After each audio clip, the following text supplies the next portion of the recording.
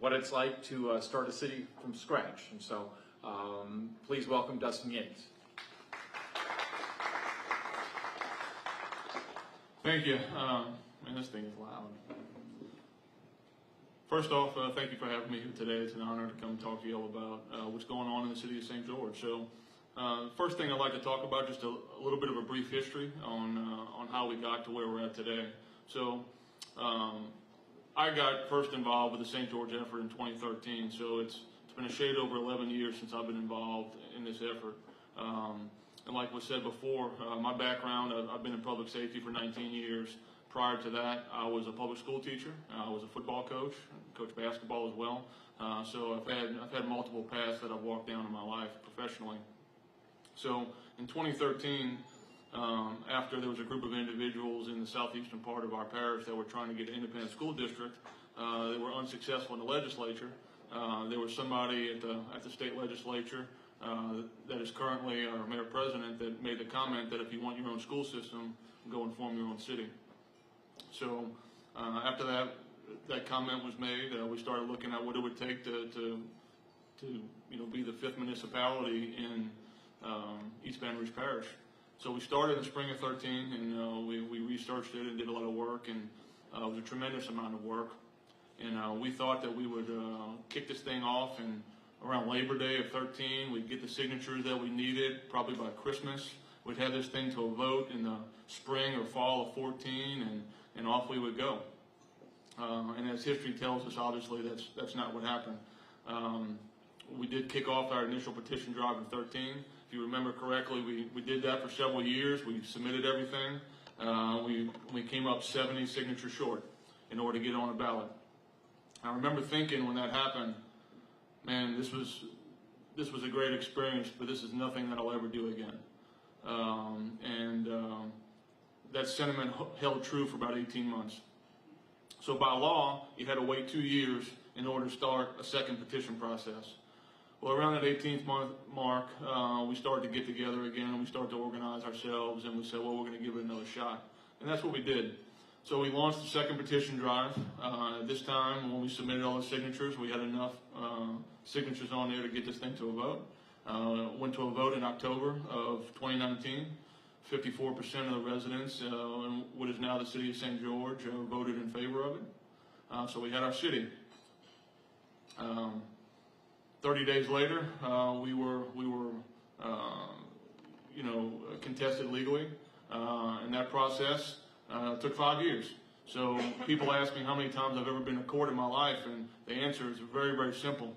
My entire legal experience in my life, I've been in a courtroom 3 times.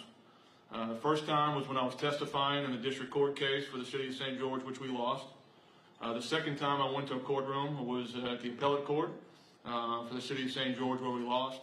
And the third time that I ever went to a courtroom was the Louisiana State Supreme Court, in which we were proven to be successful. So lucky for me, I got to run the gamut. I got to see it all from beginning to end, through the district court all the way through the Louisiana Supreme Court, on my very first legal thing that I was ever involved in my life. So as mentioned earlier, in April, the Supreme Court overturned the lower courts, reversed the order saying that St. George did everything they were supposed to do. They did it legally, and now you can put it on the city. There was a rehearing that was filed.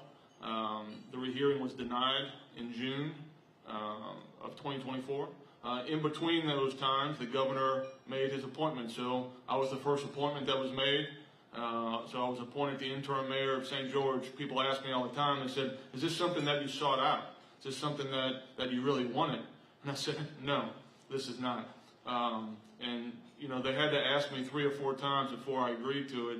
And there was a group of people that said, look, we think that you would make a good fit for this interim role. And I politely told them no. And they came back a second time, and maybe I not so politely told them no. And they came back a third time, and I agreed. I said, look, this is what I'll do. I said, I'm not going to advocate for myself.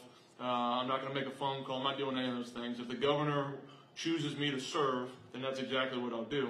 And that's exactly what happened. So I got a phone call on a Monday from the governor's office. He said, Governor Landry would like to appoint you the interim mayor of St. George.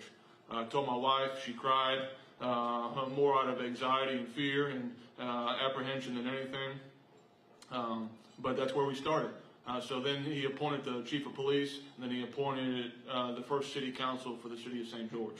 So to date, we only have really been operating fully as a government for approximately about 2 months now. So we had our first meeting in the beginning of July.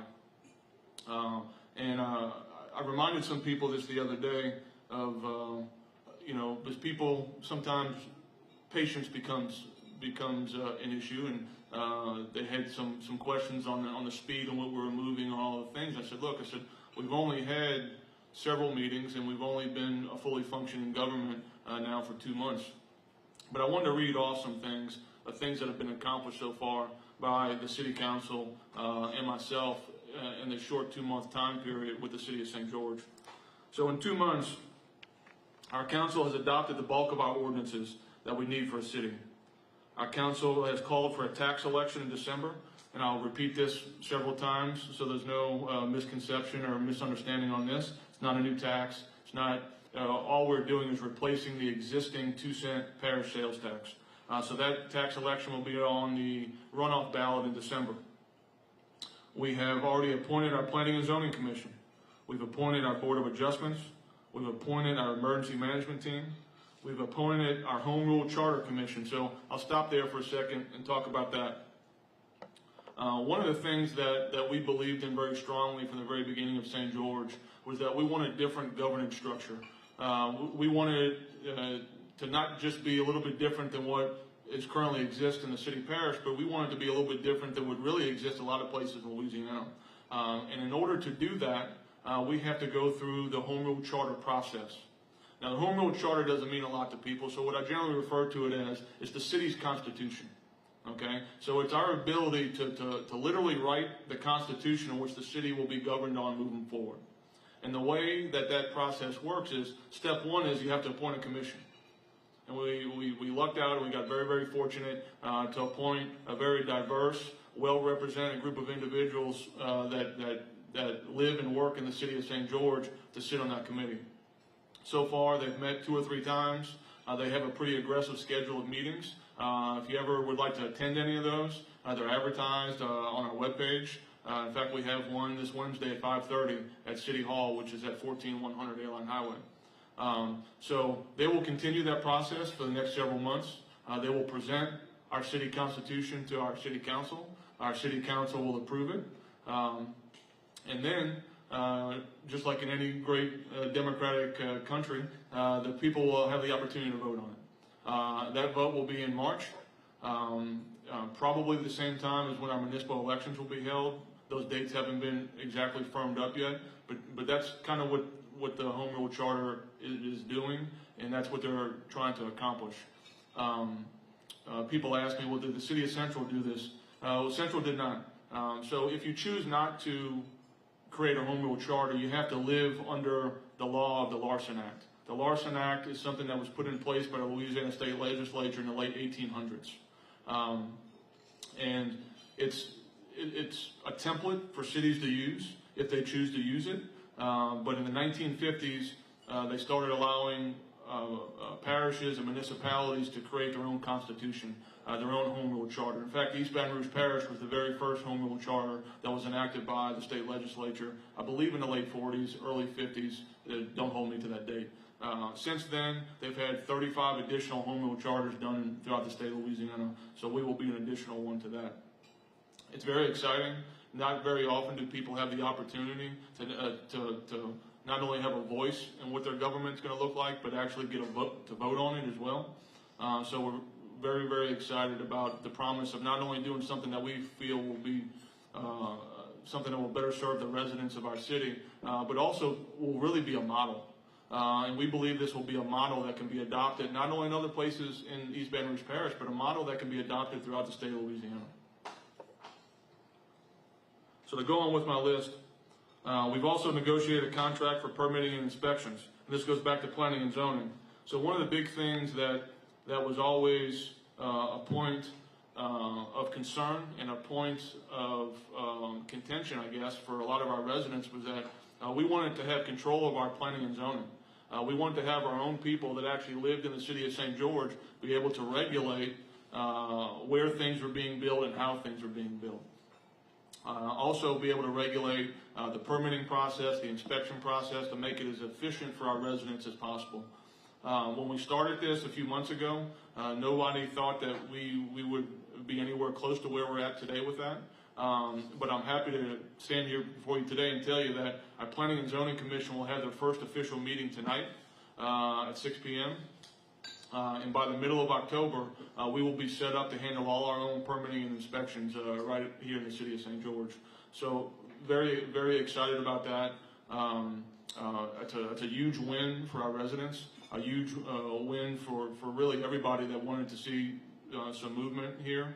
And we're very proud that we're able to deliver that for St. George. Next one, so we successfully navigated our first weather event. I told somebody probably not more than 12 hours after I was appointed the mayor of St. George, I said, mark my words, guaranteed we will have at least one storm event that will affect or potentially affect the city of St. George this year. Guaranteed, okay? And sure enough, the prophecy came true.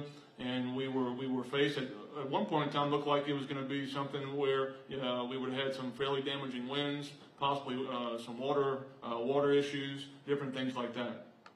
As I mentioned before, I have a background in public safety, so I have quite a bit of institutional knowledge on how these events work, the best ways to manage them, and things like that. So I can tell you this, and I know that I'm biased, because I work for the St. George Fire Department, but the St. George Fire Department is truly one of the best fire departments in the country. It's one of the most well-trained fire departments in the country. When our state has emergencies, they call us, okay? They call the management team from St. George, and if this event would have happened in Lake Charles, in Shreveport, in Slidell, we would have been positioned with the state managing that event for the state. So we have those resources right here in East Baton Rouge Parish, and because of that experience, and because of the relationships that we have built through a lifetime of experiences in these type of events, at one point in time during this event, we had 2 federal task force located inside the city of St. George. This is really an unheard of type thing, and people ask, well, why is that important? And I'll tell you why it's important. Because if it would have barreled down on St. George, which is in East Baton Rouge Parish, okay, which is in the greater Baton Rouge area, we would have had more resources than anywhere in the state to handle that type of emergency event. It was a huge, huge win for us. We even furthered these relationships. Tennessee Task Force 1 was here. Missouri Task Force 1 was here. These are teams that don't just travel all over the country, they travel all over the world.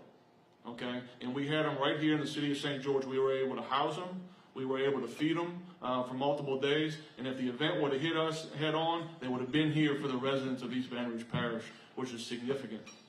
Okay, so luckily for us, once it hit land, it just kept on doing what it did. Right, it jogged off further to the east, and other than a little bit of wind, a few downed trees, people were out of power for a short period of time.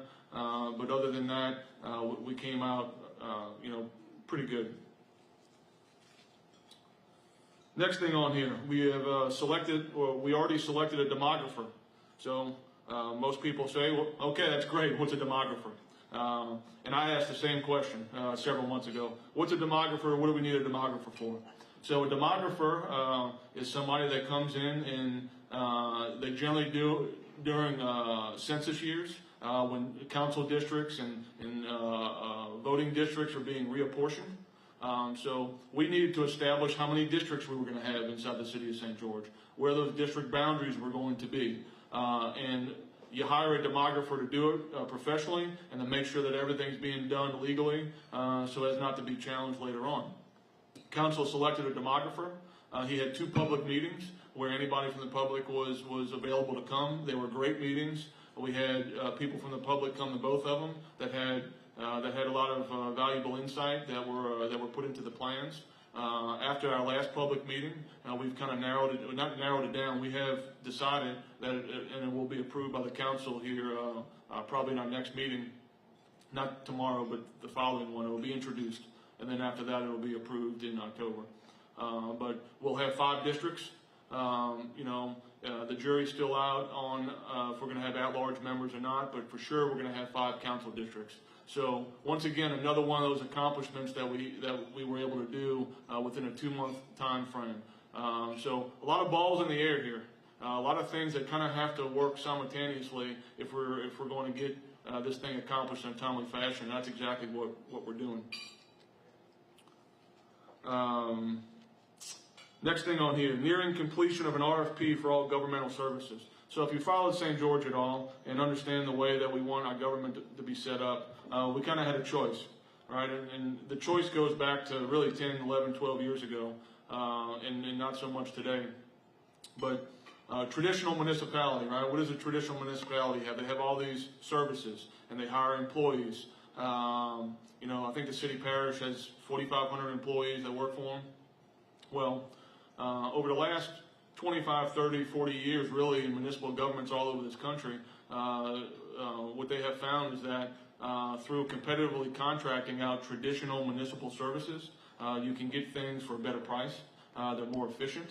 And also the great thing about it is that they're contractors, right? So they're not full-time governmental employees, which means that we don't have to incur long-term debt for health insurance costs, for retirement costs.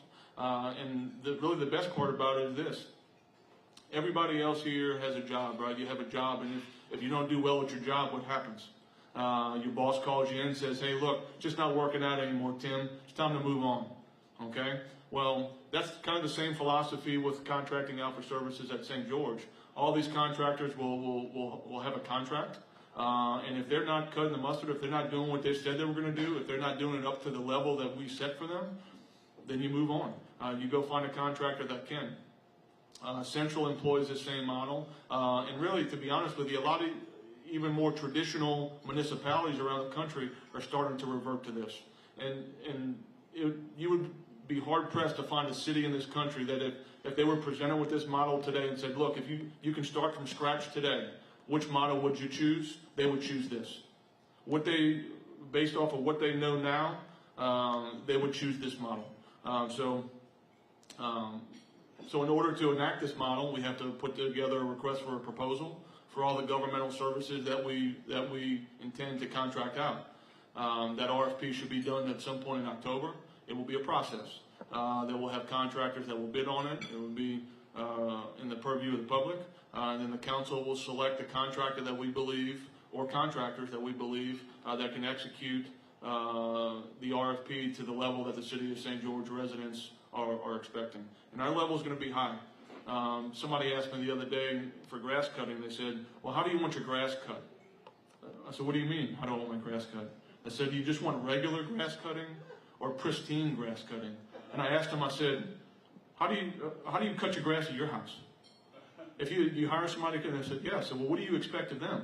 I said, well, I want pristine. I want it edged. I want it weed eated. I want it blown off.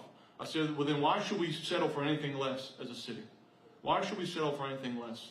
And people ask me, said, once you start receiving dollars, what are the first things that you're going to invest in? I said, that's easy.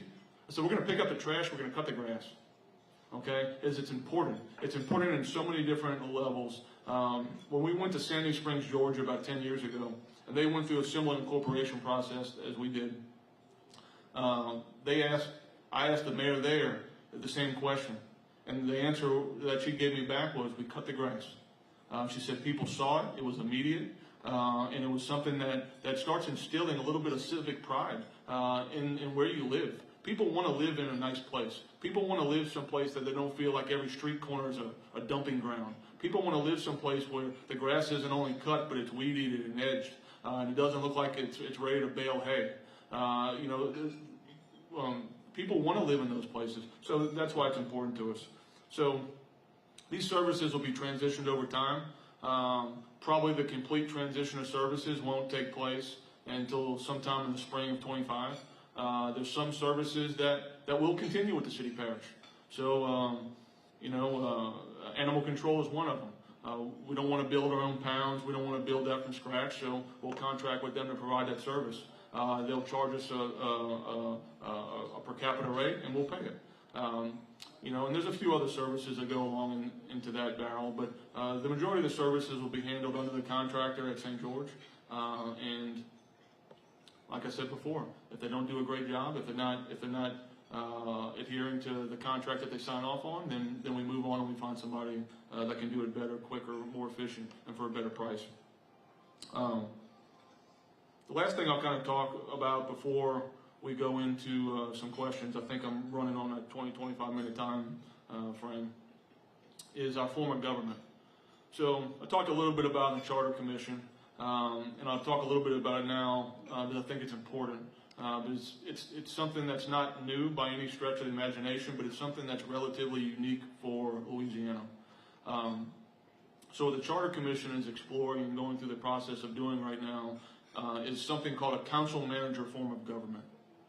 So what you currently have in most municipalities, including the city of Baton Rouge and East Baton Rouge Parish right now, is a mayor-council form of government.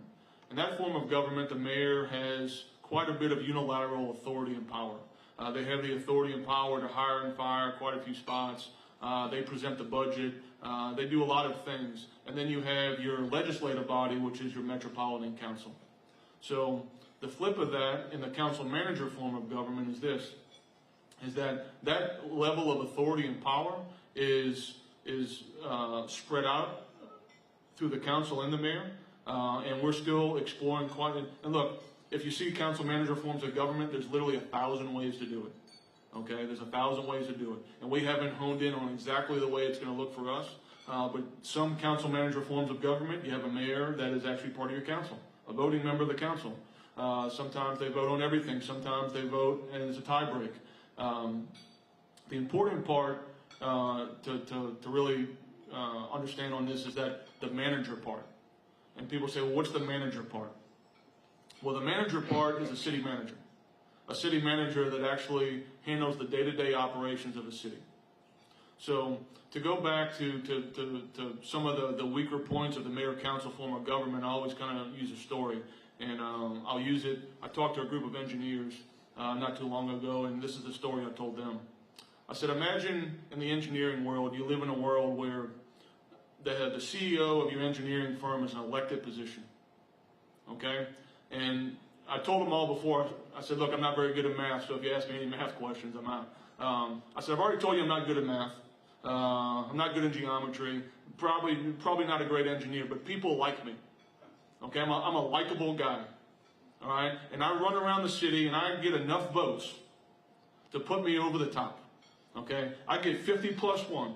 All right? And all of a sudden, here comes Dustin, who's an old public school teacher and a firefighter and an administrator, and all of a sudden, I'm now the CEO of ABC Engineering. All right? And I look at the engineers and I tell them, I said, how do you think this would work? And half of them are like, I don't know, and the other half laughs at it. And I said, it's ridiculous, right? It's ridiculous when you think about it. But you know what's even more ridiculous? Is that we do it in government all the time. All the time. We elect people into positions, okay, that don't have a background in government. They don't have a background in finance. They don't have a background in management. They don't have any of those things. All they were able to do was get 50% plus 1. That's it. Understand that the mayor-president position in East Baton Rouge Parish is a $1 billion corporation. Billion. Would it be $1 billion corporation with over 4,500 employees? Okay? So to get back to the point of why it's important to have a city manager, there's people that actually go to school for this. They train their whole lives. They work in municipal governments all over the country. This is what they do. This is you know, their level of expertise is strictly in running the day-to-day operations of a city. So regardless what happens with what the mayor does and what the council does for our form of government, having a city manager is imperative to our success. Imperative to our success. Because whether I'm the greatest guy in the world, whether you like me a whole bunch, okay, doesn't mean that I'm the most qualified guy to run the nuts and bolts day in, day out operations of a municipal government. It just doesn't. And you're not going to hear somebody up here in my position say that a lot. Okay, most of them are going to sit up here and tell you, I'm the person for the job. Elect me, I'll get it right, I'll do all those other things, and whatever other political jargon they come up with. But the reality of it is that we're talking about running a business. And if we're talking about running a business, don't we want the most qualified? Don't we want the best to be in that particular position? And that's the form of government that we're presenting to the city parish. Now look, the mayor's going to have roles and functions, so that's the next part. Well, what's the mayor going to do? The mayor's going to have plenty to do. Trust me. Ask me how I know. Okay? Ask me how I know. The mayor will have plenty to do. Okay? But you know what the mayor shouldn't be doing? Dealing with engineers. You know why? Because I'm not trained to deal with engineers.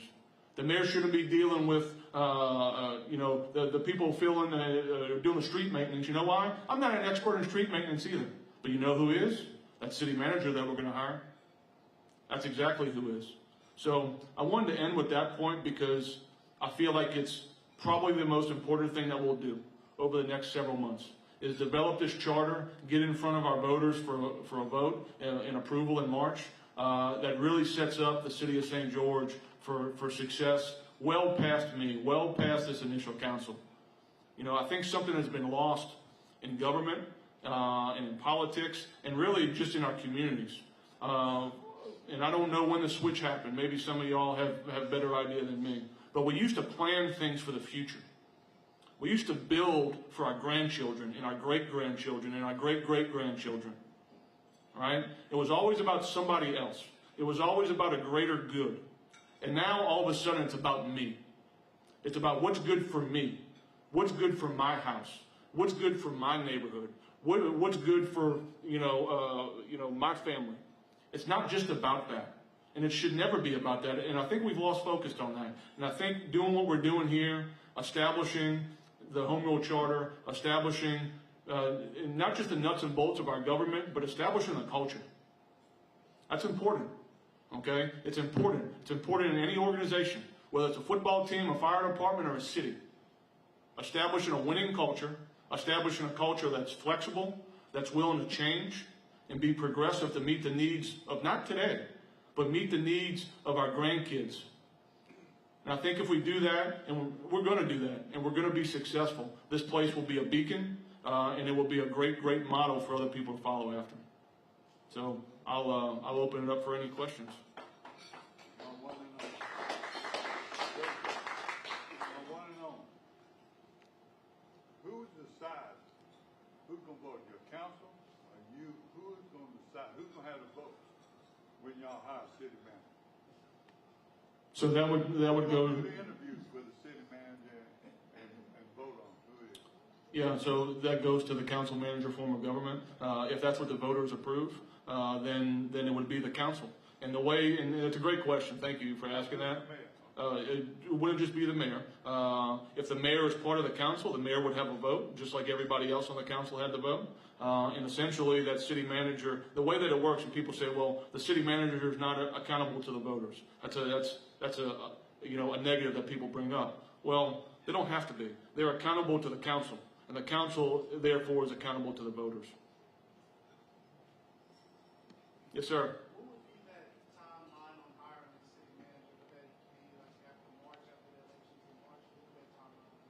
Yeah, so that would probably be the appropriate time to start the process. At that point, we'll start transitioning services during the springtime. I would think that those conversations would probably start being had early spring.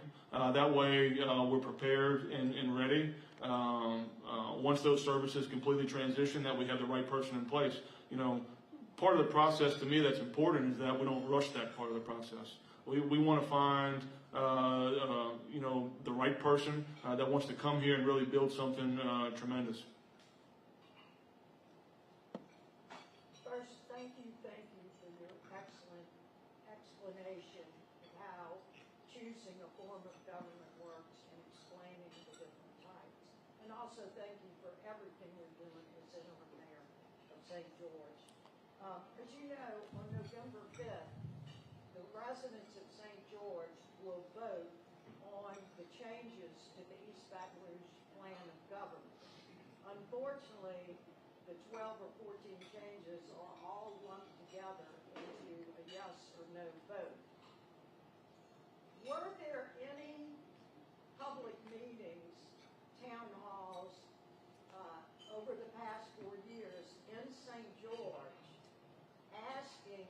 the citizens of St. George what changes they would like to the East Baton Rouge Plan of Government that's on the ballot November 5th. Were there any those type events put on by the two Metro Council members that represent St. George? I don't know the answer to that. I really don't. If there were, I didn't attend. I'm not saying that there weren't. I can't answer the questions. I really, really don't know. Okay, thank you. Yeah, no problem. Yes, sir. You're forming, I may get it wrong, you're forming a charter for St. George. And that's going for a public vote.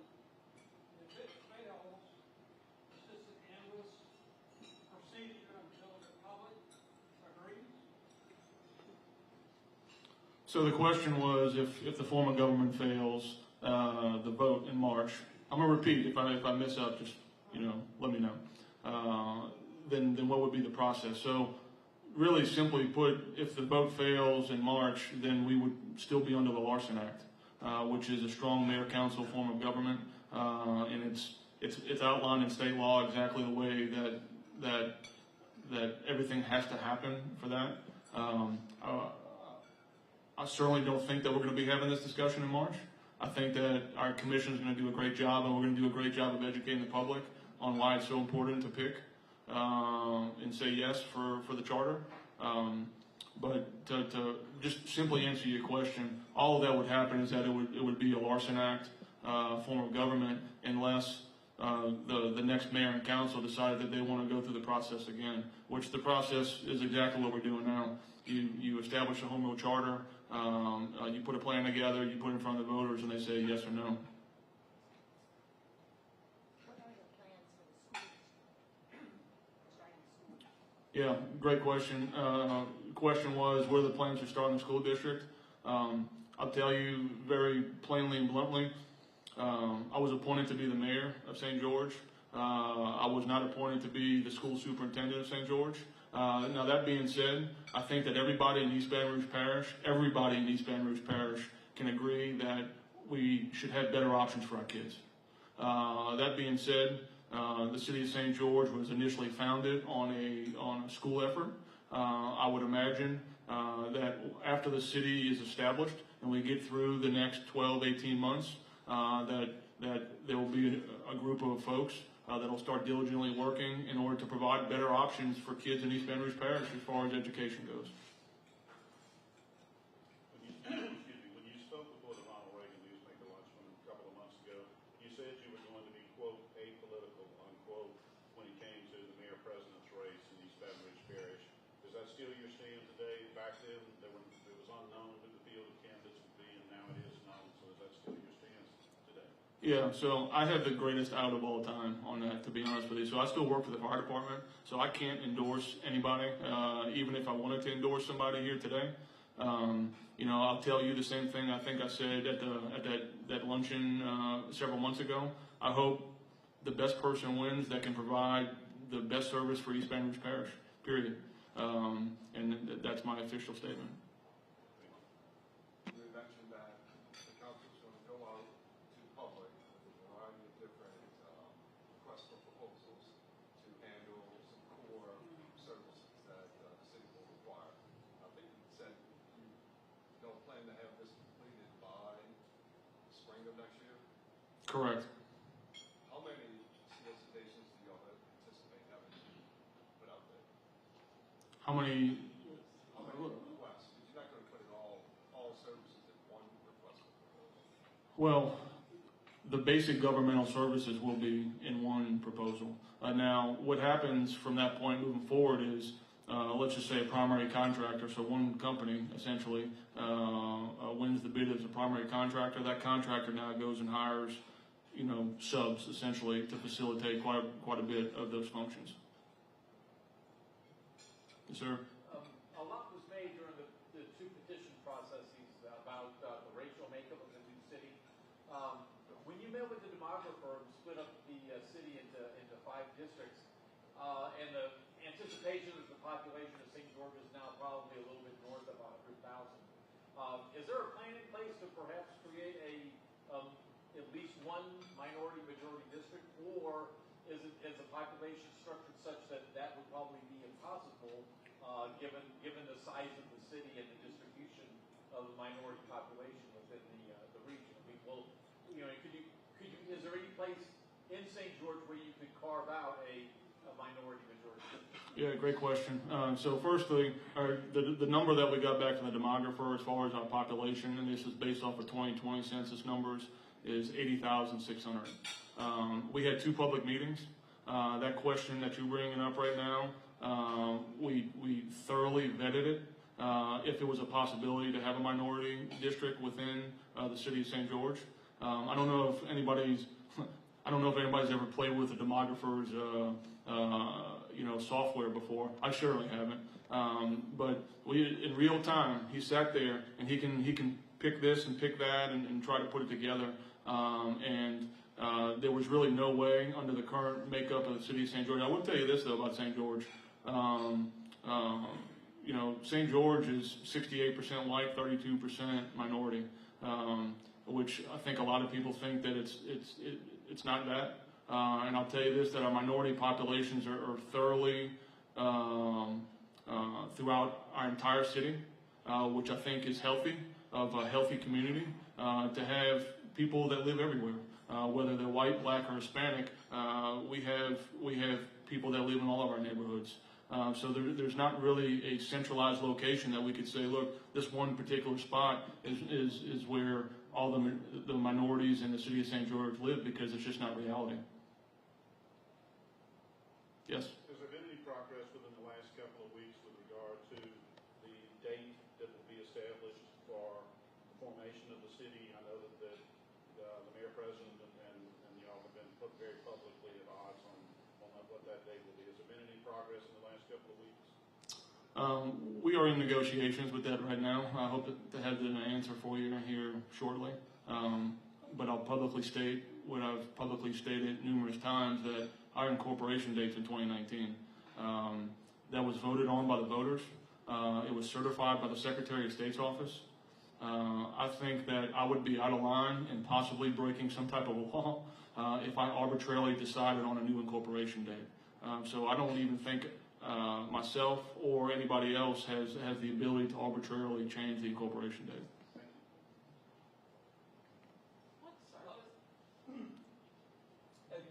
I'm sorry, you go ahead. I'm sorry. Oh, I was going to ask, what services do you still want City Parish to continue to provide? Yeah, I think I mentioned earlier, animal control is one of. Yeah, animal control, traffic lights and signals falls under that category. And look, there's a continuation of services that already really exist through independent taxing districts.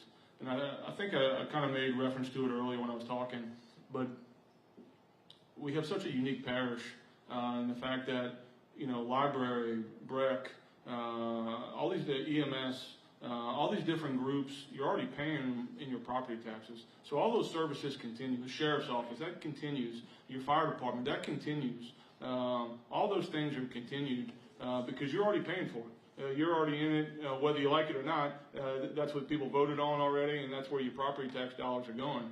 So, the bulk of the services that we'll take over from the city parish really is DPW related, street maintenance, cleaning ditches, road maintenance, things like that. Have you heard from any officials in other places around the state who are maybe interested in incorporating cities in their backyard, kind of maybe learn lessons from each other? I have not over the last few months. I know that there was a movement in the Shreveport area to do something, but I'm not super familiar with it. We were contacted years ago by a group in, I'm not going to mention the area, but some part in the southern part of the state, where they had some interest in doing it. So the answer is no. I haven't heard any firm plans, but I do know that there's some people that are interested in doing their own government. The proposed plan of government changes would include the council's ability to set their own salaries. Is that the kind of thing that St. George would also do? Yeah, I couldn't answer that question right now. Like I said, they're going through the Charter Commission right now. And part of the Charter Commission deals with things like that. Things like pay rates and term limits and all those different nuances of any type of city government. You have one over there. Yes, sir.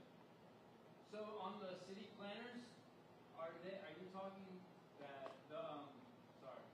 Okay, so the little things that you want to fix in the city, like fixing the streets, services, cleaning gutters.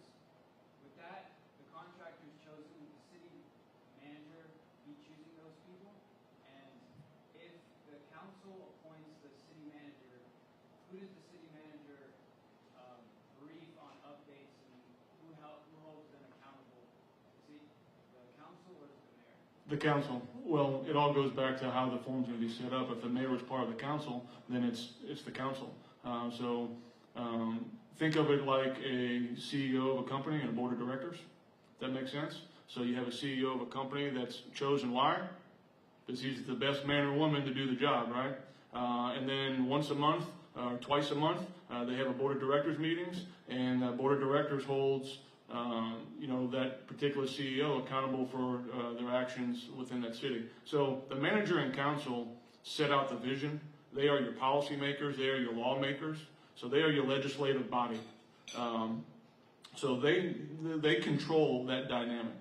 And then they also control who they want to bring into their city to run it, right? And then when the city manager gets put in place, the city manager does have some ability to hire people, just like a CEO would, right? In fact, I would argue the fact that that's exactly the way you want it. Because if you allow the council or the mayor to be part of the hiring process of subcontractors to the city manager, now what invades the system? Politics, right? And now it might not be about the best service or the best quality. It might be about, well, my nephew's kid's brother's uncle's sister that does that, and we're going to need to get him a deal. So. One time, a number of businesses were trying to opt to stay into the Baton Rouge.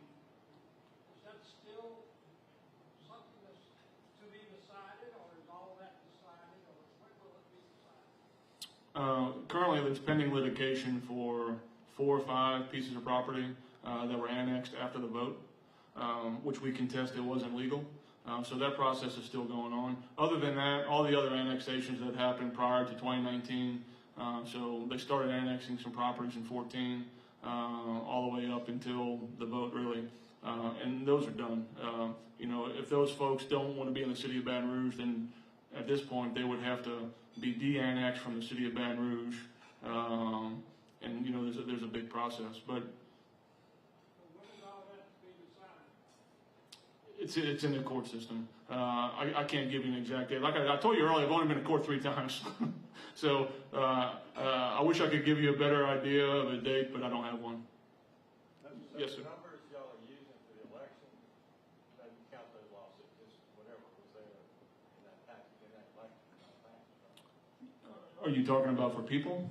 Yeah, if they change the boundaries, it's going to change the number of people. Yeah, there's really no people involved in it, to be honest with you. Nobody lives? Well, there's one place that they have people that live, and it's Matera.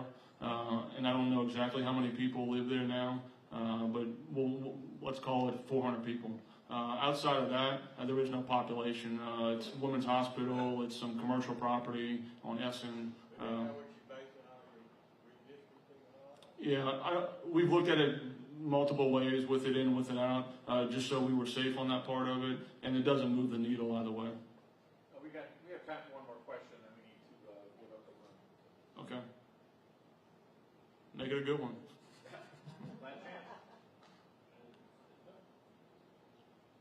Going. All right. Thank you. I appreciate it. We'll be back next Monday. The speaker will be Randall Gaines, the chairman of the Louisiana Democratic Party, and I'm sure we have a lot of questions for him as well. So, see y'all next week.